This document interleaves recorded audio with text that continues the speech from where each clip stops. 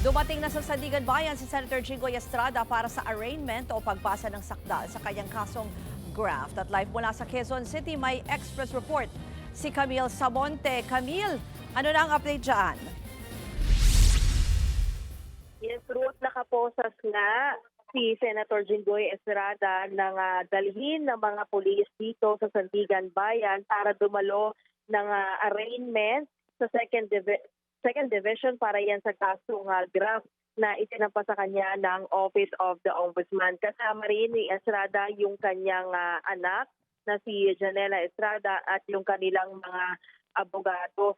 At Ruth, ina-expect na dito sa arraignment ay maghahain ng plea.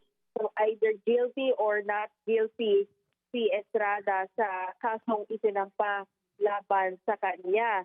At dito rin babasahan ng formal ng babasahan si Estrada kung ano yung isinasampang kaso sa kanya at kailangan maunawaan ng korte na ito ay nauunawaan niya.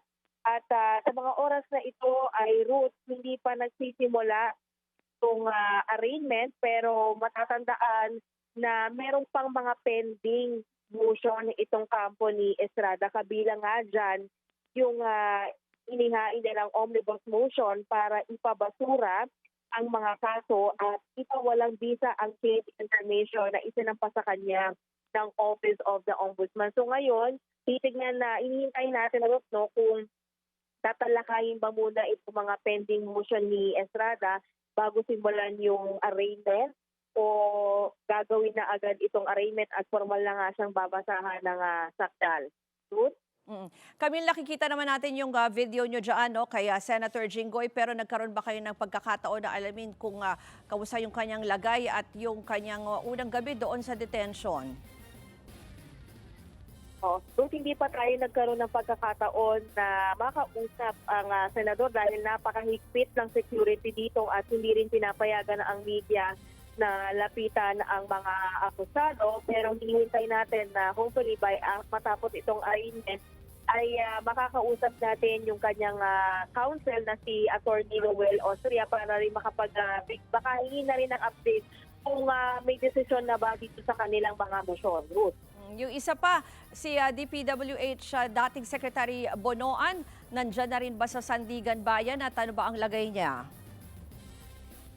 Yes, Ruth, naka-wheelchair nga nang dumating dito si dating DPWH Secretary Manuel Bonoan para dumalo sa arraignment. Parehas silang akusado dito sa kasong graft kaugnay ng umano'y kickback at illegal budget insertion sa flood control scandal. At Ruth, kanina nga ay mismo mga medical personnel ng Sandigan Bayan ay chinek yung kalagayan ni Secretary Bonoan. Tinignan din yung kanyang blood pressure dahil kung matatandaan kahapon nang inilabas itong warrant of arrest ng 5th Division, ang humahawak ng kanilang plunder case ay hindi agad na nadala dito sa korte si Bonoan para nga sa return of warrant dahil dinala siya sa ospital sa PNP sa Krami dahil tumaas yung kanyang blood pressure.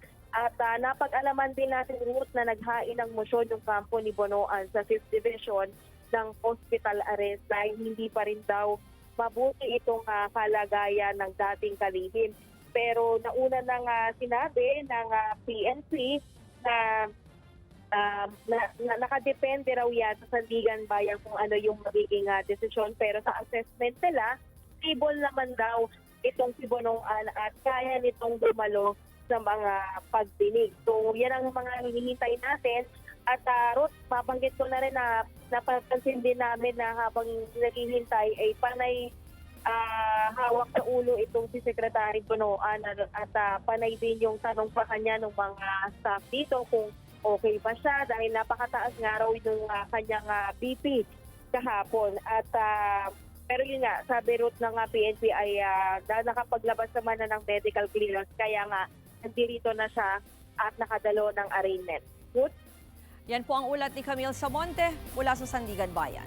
Mga kapatid, Ruth Cabalco, para sa mabilis na pasada ng mga balitang dapat niyong malaman, mag-follow at mag-subscribe sa social media pages ng News 5.